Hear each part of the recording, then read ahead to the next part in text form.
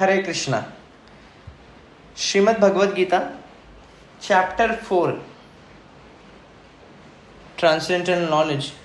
This chapter name is, और भगवान प्रारंभ इसका शुरुआत जो करते हैं परंपरा से कि एवं परंपरा प्राप्तम, राज ऋषियों के लिए ज्ञान भगवान ने दिया है। सर्वप्रथम दिया सूर्यदेव विवस्वान, इक्ष्वाकु वंश के राजा, फिर उसके मनु, फिर इक्ष्वाकु फिर मनु, और इसके साथ परंपरा चलते हैं। विवस्वते योगम प्रोक्तावन हम विवस्वान मनवे प्राह, मनु इक्ष्वा, फिर विवस्वान पहले सूर्य देवता को दिया, उसके बाद मनु को, फिर उसके बाद इक्ष्वाकु वंश में आया ये ज्ञान। कालांतर में ये नष्ट होने के बाद भगवान ने फिर से अर्जुन को ये ज्ञान दे रहे हैं। क्यों दे रहे हैं? क्योंकि भगवान के लिए अर्जुन कौन है? मित्र और भक्त है। तो अधिकार उसी को है, ये भगवद गीता वही जान सकता है।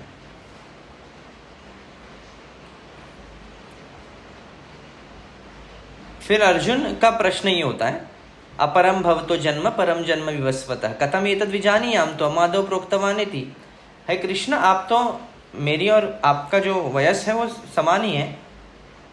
आपने कहा कि विवस्वान यानी सूर्य देवता को हजारों लाखों साल पहले बता दिया आपने, भगवद गीता का ज्ञान दिया, ये कैसे संभव और कैसे मैं मान सकता हूँ? ये अर्जुन संदेह नहीं कर रहा है, बल्कि he is asking question on the behalf of atheistic people और faithful people also to understand lord Krishna in depth. Okay, 5वां श्लोक। श्री भगवान उवाच, श्री भगवान उवाच, बहुनी मे व्यतीतानि जन्मानि तव च अर्जुन, तानि अहं वेद सर्वाणि न त्वं वेत्थ परन्तप। अर्जुन के प्रश्न को उत्तर देते हुए कृष्ण कह रहे, what is saying?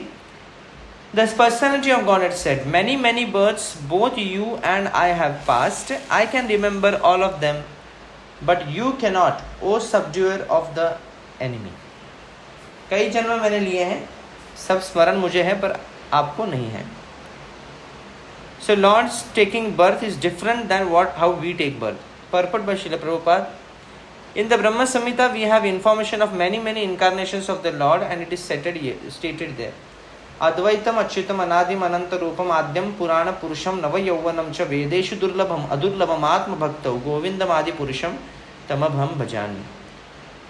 So there are different incarnations of Lord. Lord is Advaitam, he is the same personality of God. Achyutam, never falls down. Anadim, he is the first. Anantam, he is unlimited. Rupam, there are many unlimited forms of Lord. Adyam, Purana, he is the oldest. Purusham, he is the topmost Purusha. Nava Yauvanam cha, but still he is oldest, but still he is young. He is the youngest. Okay, उनके जैसा सुंदर कोई दिखता नहीं. वेदेषु दुर्लभम अदुर्लभम, वेद को भी दुर्लभ है.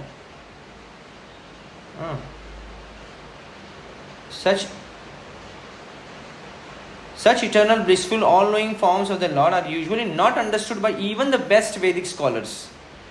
वैदिक पंडित लोगों को भी ये ज्ञात नहीं है भगवान कौन है, भगवान कैसे है, भगवान कितनी शक्ति है, इसको नहीं जान पाते.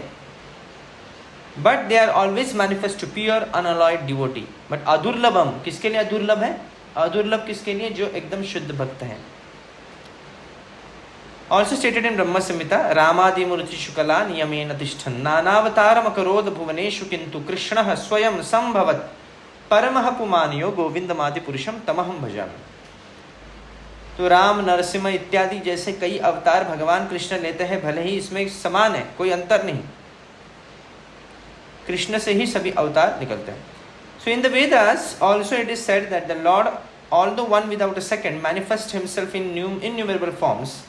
He is like the Vaidurya stone, which changes color yet still remains one.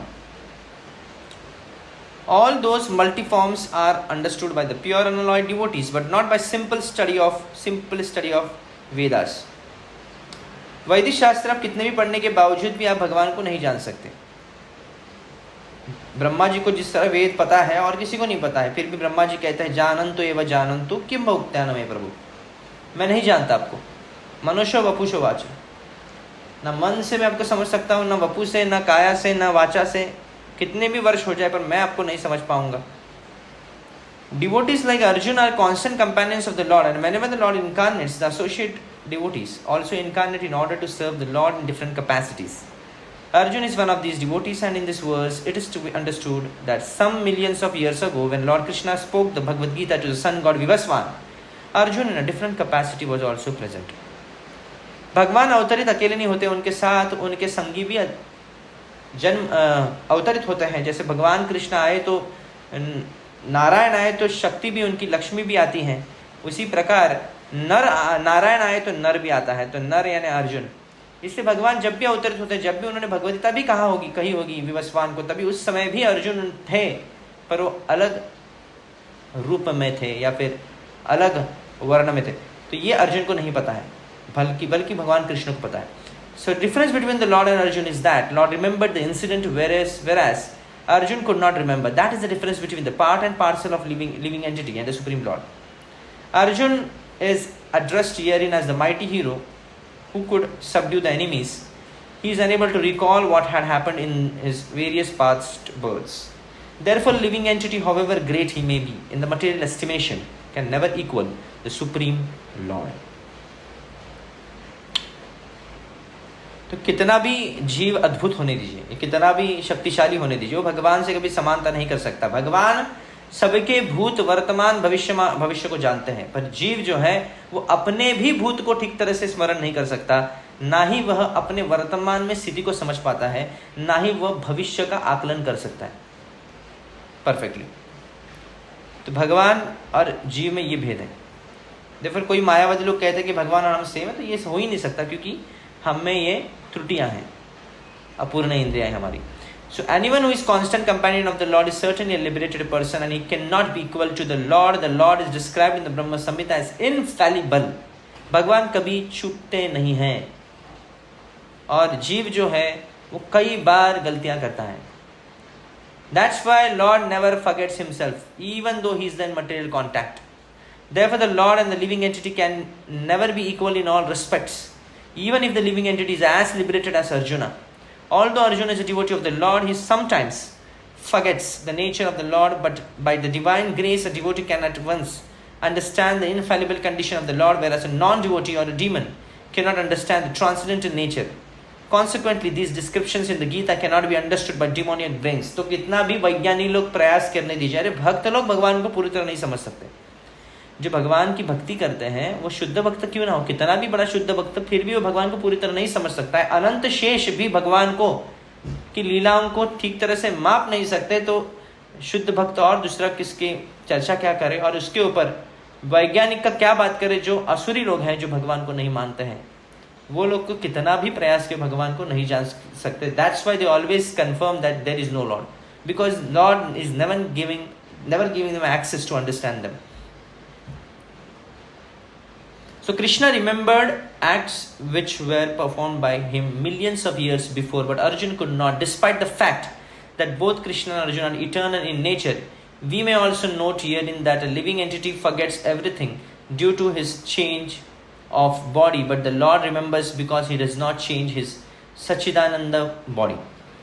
भगवान को सब चीज़ इसलिए ज्ञात है क्योंकि भगवान भौतिक शरीर धारण करते ही नहीं, और जीव शरीर बदलता रहता है। जब इस संसार में आता है तब ये माया से वशीभूत होता है। तो भगवान माया आधीश है, माया की अध्यक्षता करते हैं, और जीव जो है माया के अधीन रहता है। इसके वजह से वह विस्मित होता है या फिर विस्मरण हो जाता है उसे। पर भगवान को ऐसा नहीं, क्योंकि भगवान सच्चिदानंद स्वरूप में सदैव रहते हैं। So he is Advaita, okay, which means that there is no distinction between his body and himself. भगवान और भगवान का शरीर एक ही है। Everything in relation to him is spirit, whereas the conditioned soul is different from his material body. And because the Lord's body and self are identical, his position is always different from that of ordinary living entity, even when he descends to the material platform. The demons cannot understand or adjust themselves to this transcendental nature of the Lord, which the Lord himself explains in the following verses. Okay, तो भगवान की भगवत्ता और भगवान की सत्ता को भक्त ही समझ पाते हैं, असुर लोग कभी समझ नहीं सकते। इसलिए भगवान को कभी समान जीव से नहीं मापना चाहिए। ये सबसे बड़ी भूल मायावादी लोग करते हैं। इसलिए कितना भी शास्त्र पढ़िए भगवान को नहीं जान सकते।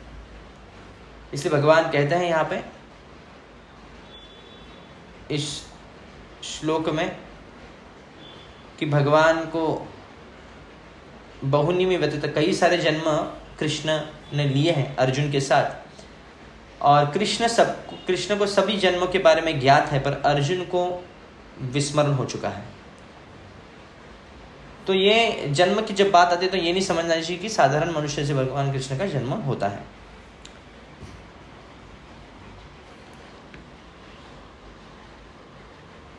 So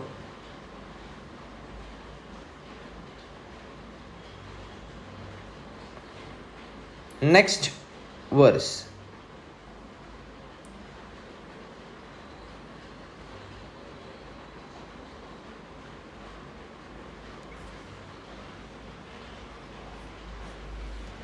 अजोऽपि सन् अव्ययात्मा भूतानामीश्वरोऽपि सन् प्रकृतिं स्वमधिष्ठाय संभवामि आत्ममायया। प्रश्न ये उठ सकता है, भगवान का जन्म होता है? नहीं, अजः, आई एम अनबॉर्न, मेरा जन्म नहीं होता।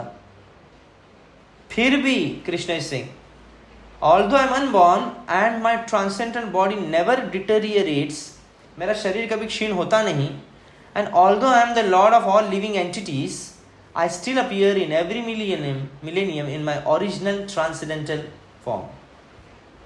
भगवान कृष्ण कह रहे हैं संभवामि आत्म मायया, अपनी ही माया से, अपनी ही योग शक्ति से मैं प्रकट होता हूं।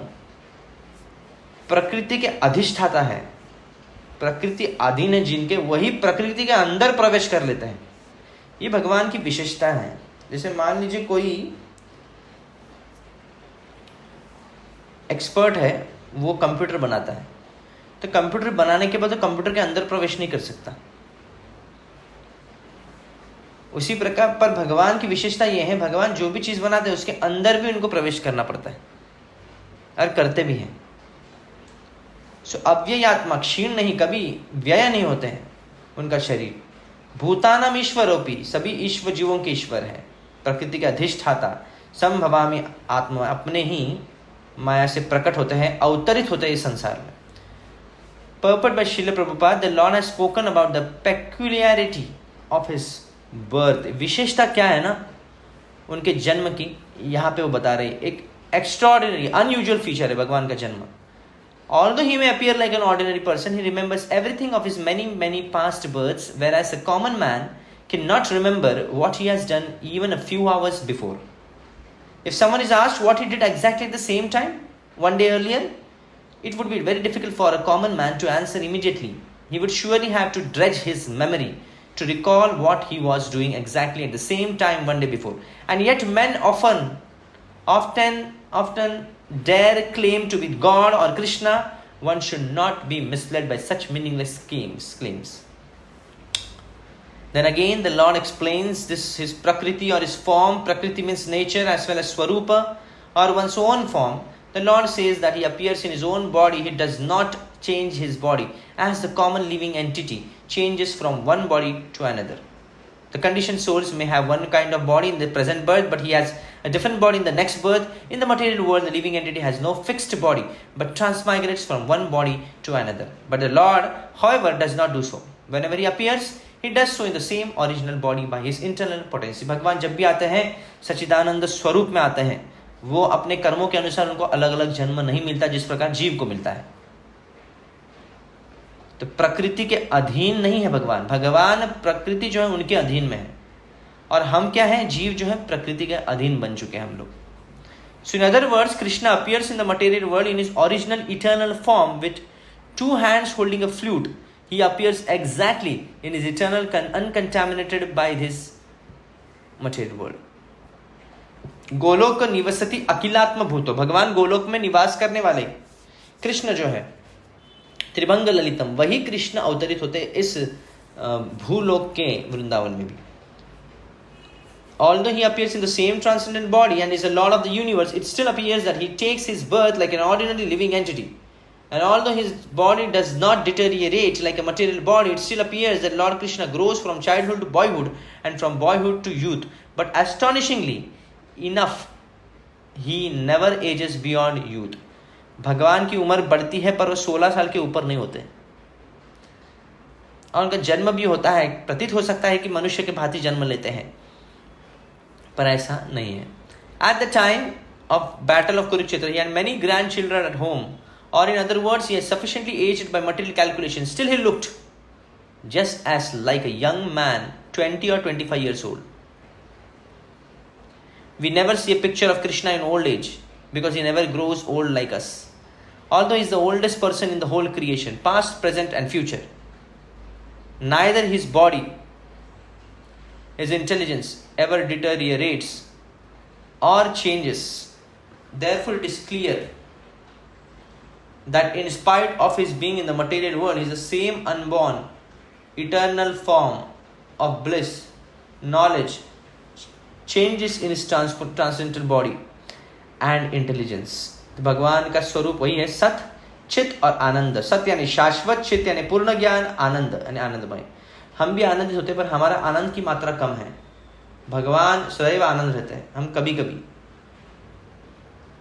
हमको भी ज्ञान है, भगवान को भी ज्ञान है, पर भगवान का जो ज्ञान है वो असीमित है, ऑलवेज परफेक्ट. हम शाश्वत हैं, भगवान भी शाश्वत है, पर हम कभी कभार कर्मों के अनुसार हम अलग अलग शरीर धारण करते हैं, इसलिए हमको लगता है कि हम मर रहे हैं, पर भगवान कैसा नहीं.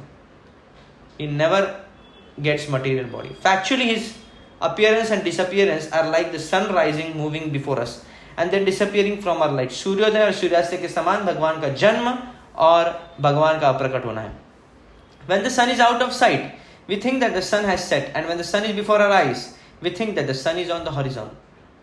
Actually, the sun is always in its fixed position, but owing to our defective, insufficient senses, we calculate the appearance and disappearance of the sun in the sky. Because Lord Krishna's appearance and disappearance are completely different from that, and because Lord Krishna's appearance and disappearance are completely different from that of an ordinary, common, living entity, it is evident that he is eternal, blissful knowledge. He is eternal, blissful, and knowledge by his internal potency, and he is never contaminated by material nature. भौतिक नियम भगवान पर लागू नहीं होते हैं. भगवान का स्वरूप सदैव सत्य, चित और आनंद में होता है. The Vedas also confirm that Supreme Personality of Godhead is unborn, yet he still appears to take his birth in multi-manifestations.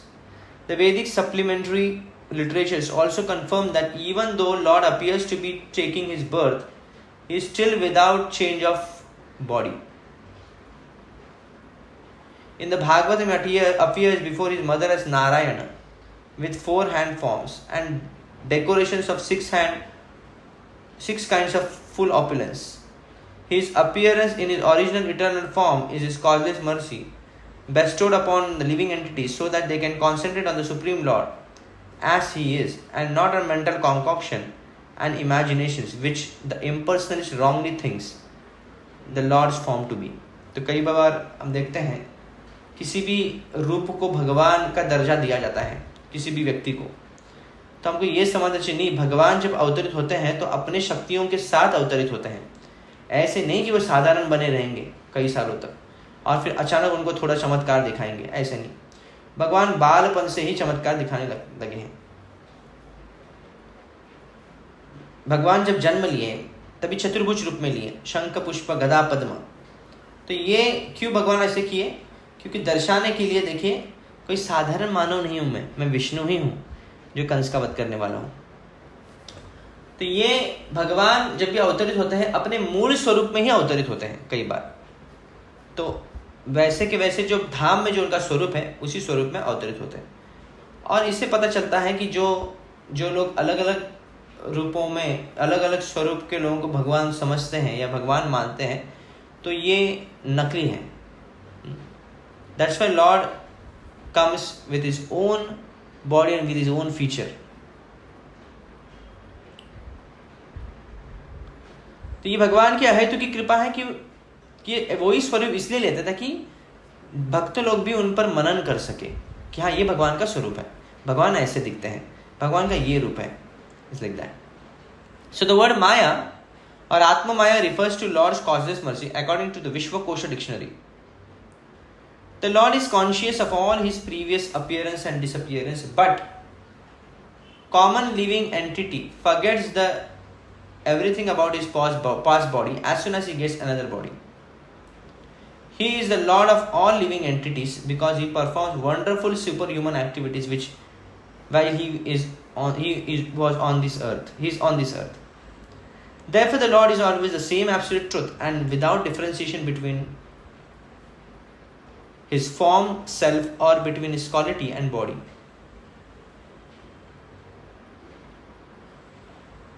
A question may now be raised as to why the Lord appears and disappears in the world. It is explained in the next verse. तो भगवान कृष्ण कह रहे हैं, पहले प्रश्न ये था कि अर्जुन का कि आपका जन्म तो मेरे साथ हुआ है ना, मेरे टाइम पे हुआ है, आप कैसे सूर्य देवता को ज्ञान दे सकते हैं? तो भगवान कहते हैं मैंने कई बार जन्म लिया है, तुमने भी लिया है, सूर्य देवता को ज्ञान बताते वक्त तुम भी थे, पर तुमको स्मरण नहीं है। पर हाँ, मैं जन्म लेता हूँ, पर मैं जन्म तुम्हारे जैसा नहीं लेता, जीव के जैसा नहीं लेता। मेरा जन्म अलग है, मेरा कर्म अलग है, मेरे जन्म अलग है, दिव्य स्तर पे होता है। भले मैं अजन्मा हो फिर भी मैं अपनी शक्ति से जन्म लेता हूँ संसार में, भगवान कहते हैं, और अपनी शक्ति और सच्चिदानंद स्वरूप में ही रहते हैं, बूढ़े नहीं होते भगवान। तो भगवान क्यों जन्म लेते हैं बारंबार इस संसार में, इसके बारे में उत्तर अगले श्लोक में आपको मिलेगा। So Srila Vishwanath Chakravarti Thakur says that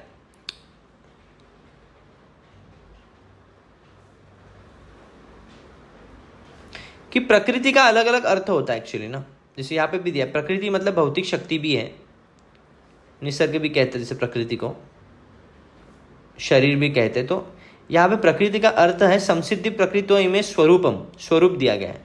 भगवान अपने स्वरूप को कह रहे हैं, मैं अपने उसी स्वरूप में आता हूँ। तो यहाँ पे प्रकृति का अर्थ भौतिक शक्ति नहीं लगाया जा सकता। Shridhar Swami says that you are प्रकृति विच इज कंपोज्ड ऑफ शुद्ध सत्व। रामानुजर सेज दैट प्रकृति मीन्स वंस ओन नेचर। तो अलग अलग आचार्य यहाँ पे यही कह रहे हैं कि भगवान का स्वरूप, इसको ही प्रकृति का अर्थ लगाया गया है इस श्लोक में। भगवान का शुद्ध स्वरूप जो है, शुद्ध विशुद्ध सत्व गुण में। Sridhar Swami says, how can he who is without beginning have a birth? How can he who is imperishable have repeated births? How can the Supreme Lord of all transcendent to all dualities such as virtue, sin be embodied like an individual आत्मा और soul? कैसे भगवान जन्म ले सकते, कैसे संभव है? ये संभव है योग माया की शक्ति द्वारा। भगवान की दिव्य योग माया जो है, इससे ही ये संभव होता है कि भगवान जन्म लेते हैं। ये प्रतीत होता है जीवों को, पर अर्थात भगवान अपने शक्ति से अवतरित हो रहे हैं, कोई इनको बाध्य नहीं कर सकता। अपने सच्चिदानंद स्वरूप में भगवान प्रकट होते हैं।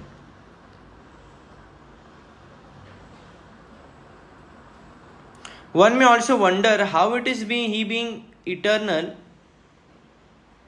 is be able to manifest himself through a material father and mother such as Vasudeva and Devaki. But as both Vasudeva and Devaki are also part of Prakriti, Lord Krishna establishes them in pure sattva as well as his yoga maya potency and manifests himself through them appearing to be born by normal human perception.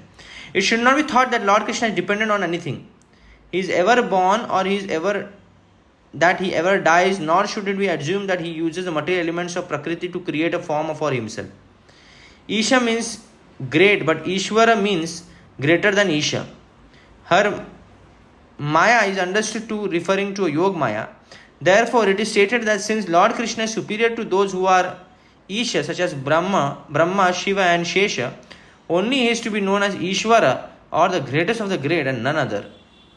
तो भगवान वसुदेव देवकी को माध्यम बनाते हैं, तो ऐसे मत समझो कि साधारण है वो लोग, भगवान उनको स्पिरिचुअलाइज किए हुए हैं। वो भी भौतिक प्रकृति के अधीन नहीं है। भगवान के जो माता पिता भी होते हैं वो भौतिक प्रकृति अधीन नहीं होते, वो लीला का ही एक पार्ट होता है। यानी भगवान को कोई बात देने, जैसे कोई शिशु है जन्म लेता है तो उसका एक चॉइस नहीं होता है कि अपने चॉइस से वो आ गया वहां पे, ऐसे नहीं है, बाध्य किया जाता है। माया, महामाया जो है जीव को बाध्य करती है संसार में जन्म लेने के लिए, पर भगवान को कोई बाध्य नहीं कर सकता इस संसार में जन्म लेने के लिए।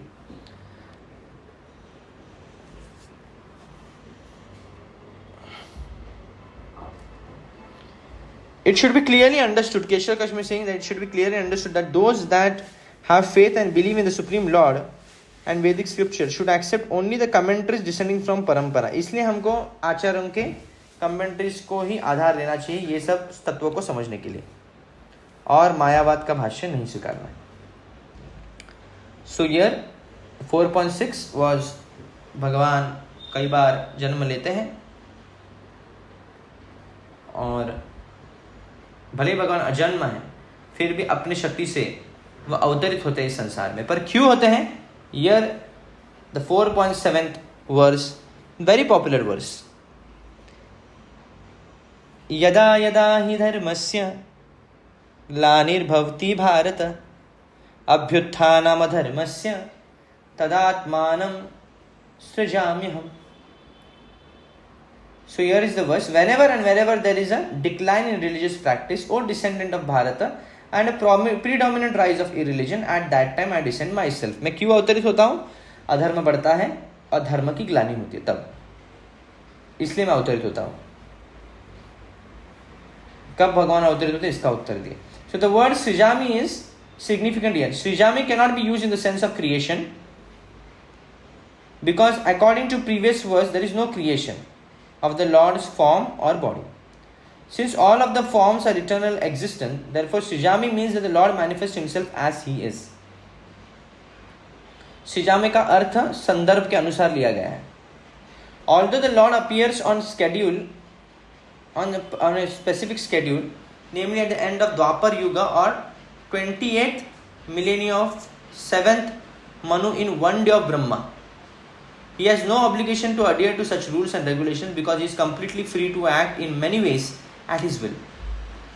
तो भगवान ब्रह्मा जी के एक दिन में 28वें मनवंतर के द्वापर युग में आते हैं। ओके, सातवें मनवंतर के 28वें दिव्य युग में के द्वापर युग में भगवान अवतरित होते हैं। यानी भगवान के ब्रह्मा जी के एक दिन में 14 मनु आते हैं, उसमें से 7वें मनु जब प्रकट होते हैं, 7वें मनु का जन्म होता है, तभी उसकी आयु कितनी है? 71 टाइम्स दिव्य युग। 4 युग जब 71 बार हो जाते हैं तभी एक मनु का जीवन समाप्त होता है। 71 मल्टीप्लाइड बाय 4 युगास, सत्ययुग, त्रेतायुग, द्वापर युग, कलयुग, combining it becomes one divya yug. That divya yug 71 times become one manavantara, one मनुष्य जीवन, लाइफ। तो ऐसे 7वें मनवंतर में भगवान 28वें 28th दिव्य युग में, 28वें दिव्य युग में के द्वापर युग में कृष्ण अवतरित होते हैं एक बार, यानी ब्रह्मा जी के एक दिन में। इससे मराठी में भी अब एक गीत भी है, युगे 28 विटेवरी उभा। ओके, सो जो 28वें दिव्य युग में अवतरित होने वाले विठ्ठल भगवान यानी Krishna, so he has no obligations to adhere to such rules. पर भले ही भगवान अवतरित होते हैं, भविष्यवाणी के अनुसार भगवान आते भी हैं, पर ये कोई भगवान पर फोर्स नहीं है। भगवान चाहे तो कभी प्रकट भी हो सकते फिर से। So he therefore appears by his own will wherever there is predominance of irreligiosity and disappearance of true religion. Principles of religion are laid down in Vedas, and any discrepancy in the matter of properly executing the rules of the Vedas makes one irreligious.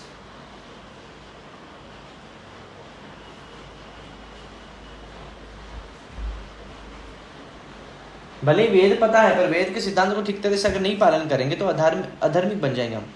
In the Bhagavatam it is stated that such principles are the laws of the Lord. Only the Lord can manufacture a system of religion. The Vedas are also accepted as originally spoken by the Lord himself to Brahma from within his heart. Therefore the principles of dharma or religion are the direct orders of the supreme personality of Godhead. बहुत ही famous श्लोक है, भागवत का। धर्मम तु साक्षात भगवत प्रणीतम, न विदुर न ऋषि नापि देवः, न सिद्ध मुखा न असुरा मनुष्या, कुत न पुनः विद्याधर चरणादय। न विद्याधर जान सकते हैं धर्म के तत्व को, न देवता लोग जान सकते हैं, न असुर लोग जान सकते हैं, न ऋषि मुनि ठीक तरह से जान सकते हैं। अगर कोई धर्म जान सकता है वो है भगवान। धर्मन तो, इसलिए धर्म क्या है? भगवान के निर्देश ही धर्म है। भगवान कृष्ण जो कहते हैं वो धर्म है। So this has been very clearly indicated throughout the Bhagavad Gita. The purpose of the Vedas is to establish such principles under the order of the Supreme Lord. And the Lord directly orders at the end of the Gita that the highest principle of religion is to surrender unto Him only and nothing more. सबसे topmost धर्म क्या है? सवय पुंसाम परो धर्म यतो भक्तिर अधोक्षज। भगवान कृष्ण की भक्ति करना, यही लिखा है मन मना भव मद भक्त गीता में। सभी धर्मों को त्याग कर कृष्ण के शरण लेना, सर्वधर्मान परित्यज्य माम एकम शरणम व्रज, ये सबसे उत्तम धर्म है। So the Vedic principles push one towards complete surrender unto Him, and whenever such principles are disturbed by demoniac, the Lord appears. तो ये धर्म है। धर्म क्या है? साक्षात भगवत प्रणीतम, भगवान जो कहते हैं वो धर्म निर्देश है। सबसे उत्तम निर्देश क्या है? भगवान के ऊपर शरणागत होना, भगवान के प्रति सभी धर्मों को त्याग कर कृष्ण के ऊपर शरणागत होना। पर इसमें जब कोई रुचि नहीं लेता है, यानी भगवान कृष्ण पर समर्पित कोई नहीं होना चाहता है, या फिर इस धर्म में ग्लानि हो जाती है, तभी भगवान अवतरित होते हैं।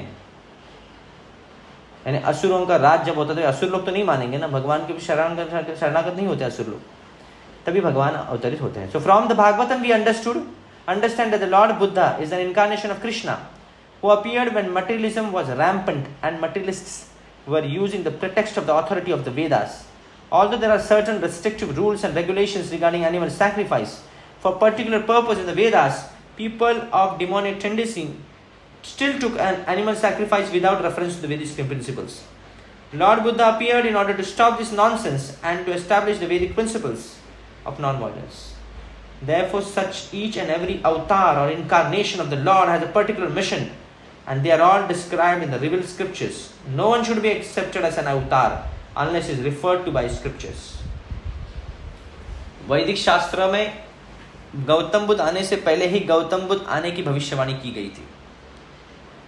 भविष्य जैसे श्रीमद् भागवतम पुराण, भविष्य पुराण, ये तो 5000 साल पहले, और गौतम बुद्ध आए 2500 साल पहले। तो उनसे पहले उसका वर्णन हुआ था। और क्यों अवतरित हुए थे? क्योंकि वैदिक शास्त्र के आधार लेकर, वैदिक शास्त्र के श्लोकों को ढाल बनाकर कि प्राणियों की हत्या कर सकते हैं, बलि चढ़ा सकते हैं, और बिना सोचे समझे अनगिनत प्राणियों की बलि चढ़ाई जा रही थी कई लोगों के द्वारा मांस भक्षण के लिए। इसकी वजह से भगवान इस धर्म को ठीक करने के लिए, या धर्म की ग्लानि हो रही है देखते हुए कि अहिंसा का जो धर्म है कोई पालन नहीं कर रहा है ठीक तरह से, इसके लिए भगवान अवतरित होते हैं बुद्ध के रूप में। और इसलिए वो कहते हैं कि वेद को मत मानो, ताकि तुम फिर एनिमल सैक्रिफाइस छोड़ दोगे। सो ऐसे में भगवान अवतरित होते हैं। कोई भी व्यक्ति मुंह बोले बोल देगा कि मैं अवतार हूं, इसको नहीं माना जाता। शास्त्रों के द्वारा प्रमाण होना चाहिए। कई बार पूछते हैं साईं बाबा भगवान है या नहीं, या वगैरह वगैरह, पर शास्त्रों में इनका प्रमाण है नहीं। तो भगवान सिर्फ चमत्कार के आधार पर नहीं माना जाता है, कुछ लक्षणें होती हैं, वो शास्त्र पढ़ के ही व्यक्ति समझ सकता है। इससे प्रामाणिक संप्रदाय में व्यक्ति की दीक्षा होनी चाहिए। So it is not the fact that Lord appears only on Indian soil. तो भगवान कब अवतरित होते ये तय हुआ यहाँ पे, पर ऐसा नहीं, आवश्यकता नहीं कि ऐसा नहीं कि हर बार कि भगवान सिर्फ भारत में ही अवतरित होंगे, ऐसे जरूरी नहीं। He can manifest himself anywhere and everywhere, and whenever he desires to appear. In each and every incarnation, he speaks as much about religion as can be understood by the particular people under their particular circumstances. But the mission is the same: to lead people to God consciousness and obedience to the principle of religion. Sometimes he descends personally, and sometimes he sends his bona fide representative in the form of his son or a servant or himself in some disguised form. तो भगवान कभी कभी स्वयं आते हैं, कभी कभी अपने प्रतिनिधि को छोड़ते हैं यहाँ पे, या कभी अपने पुत्र को भेजते हैं, ताकि पुत्र तो सभी लोग हैं, पर कोई शुद्ध पुत्र है जो भगवान का प्रचार कर सकता है, तभी भेजते भी हैं। और वो संसार के कोई भी जगह में जन्म ले सकते हैं। ऐसा नहीं किसी भारत में। इसलिए अलग अलग पंथ, अलग अलग धर्म जो स्थापना हुए हैं, भगवान के ही कोई ना कोई प्रतिनिधि ये स्थापना करते हैं। और ये देखा जाता है कि इसका तात्पर्य एक ही है कि भगवान की सत्ता को मानना, भगवान ने जो नियम दिए उसका पालन करना। तो चाहे वो क्रिश्चियनिटी हो, उसमें भी लिखा है कि किसी का वध नहीं करना है, किसी को मारना नहीं है, पर फिर भी लोग उसका पालन नहीं करते। जो 10 कमांडमेंट्स है वो नैतिक जीवन का आधार है, फिर भी लोग उसको मानते नहीं। गौतम बुद्धिज्म में भी कई बार लोग बौद्ध अपने आप को बुद्ध अपने को बोलते हैं और मांसाहार करते हैं, तो ये कहीं पे भी अनुमति नहीं दी गई है। So the principles of Bhagavad Gita were spoken to Arjuna and for that matter to others highly elevated persons because he was highly advanced compared to ordinary person in other parts of the world. 2 + 2 = 4 in a mathematical principle, that is true in the beginner's arithmetic class and in the advanced class as well. Still there are higher and lower mathematics in all incarnations of the Lord. Therefore the same principles are taught but they appear to be higher and lower in varied circumstances. वैदिक धर्म में जो सिद्धांत दिए हैं बहुत ऊंचे हैं, बाकी पंथों में जो सिद्धांत दिए गए वो निचले हैं, इतने ऊंचे नहीं हैं। ओके, उनको आत्मा परमात्मा का संबंध ज्ञान उनको ठीक तरह से नहीं, भगवान का स्वरूप, भगवान का धाम के मन में वर्णन ये इतना नहीं दिया गया है। उनको कम से कम नैतिक जीवन पालन करने के लिए शास्त्र, उनके शास्त्रों में, चाहे वो क्रिश्चियनिटी हो इस्लाम हो, कुछ उनके सिद्धांत दिए गए, पर उत्तम सिद्धांत दिए गए वैदिक शास्त्रों में। जो फर्स्ट क्लास व्यक्ति है उसको फर्स्ट क्लास नॉलेज दिया जाता है, हायर लेवल का नॉलेज। जो छोटा बच्चा है उसको हायर लेवल का नॉलेज नहीं दिया जा सकता। So the higher principles of religion begin with the acceptance of the 4 orders and 4 status of social life, as will be explained later. तो वर्णाश्रम धर्म जहाँ पे है वो सिविलाइज्ड, बहुत ही हायर प्रिंसिपल माना जाता है। वर्ण और आश्रम का पालन करना, ब्राह्मण क्षत्रिय वैश्य शूद्र, ब्रह्मचार्य गृहस्थ वानप्रस्थ सन्यासी, इस सिस्टम को मानते हैं जो समाज, वो सबसे उत्तम समाज माना जाता है। So the whole purpose of the mission of incarnation is to arouse Krishna consciousness everywhere. Such consciousness is manifest and non-manifest only under different circumstances.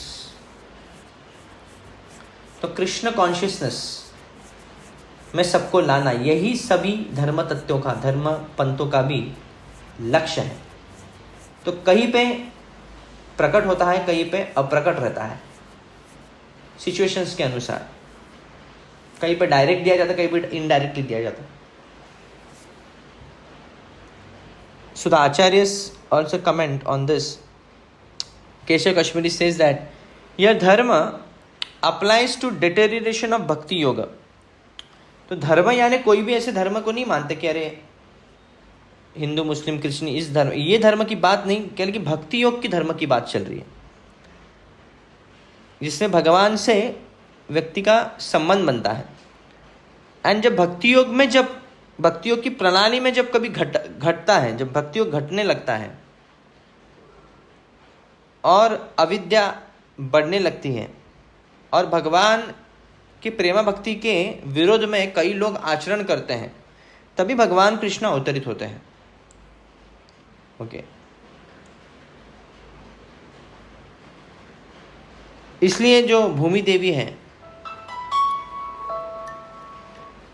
जो भूमि देवी है, ब्रह्म वैवर्त पुराण में इसका वर्णन आता है कि the earth is unable to bear the burden of those greatly sinful persons who are averse to devotion to Krishna and who blaspheme lord Krishna's devotees. तो भूमि देवी ब्रह्म वैवर्त पुराण में कहती हैं कि मैं उन व्यक्तियों का भार नहीं स्वीकार सकती जो व्यक्ति भगवान कृष्ण की भक्ति नहीं करते और भगवान कृष्ण की भक्ति करने वाले जो भक्त हैं उनके विरोध में सदैव लगे हुए हैं, उनकी निंदा करते रहते हैं।